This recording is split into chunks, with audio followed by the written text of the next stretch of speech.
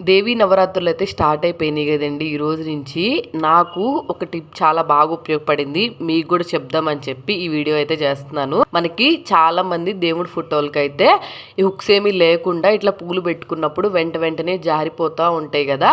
ఇట్లా జారిపోయినప్పుడు నేను చెప్పినట్టు ఒకసారి ట్రై చేయండి, ఇంకా మీకు పూలు అనేవి కింద పడిపోకుండా ఉంటాయి. మన దగ్గర హెయిర్కి యూజ్ చేసే రబ్బర్ బ్యాండ్స్ ఉంటాయి కదండి.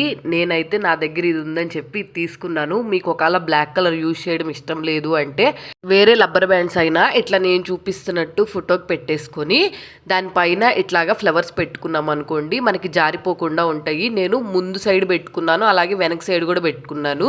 మీకు ఎలా కావాలనుకుంటే అలా పెట్టుకోవచ్చు.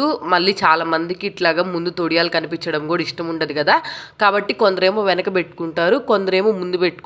అందుకని నేను రెండు రకాలుగా చేసి చూపించాను. ఒకసారి ఈ టిప్ ట్రై చేయండి. పూజల టైం కదా, ఎక్కువగా మనం పూజలు చేసుకుంటాం కదా, కాబట్టి చాలా బాగా అయితే ఉపయోగపడుతుంది. నాకైతే ఉపయోగపడింది, అందుకనే మీకు చెప్తున్నాను. ఒకవేళ మీకు నచ్చితే మాత్రం వెంటనే సబ్స్క్రైబ్ చేయడం మాత్రం మర్చిపోవద్దు.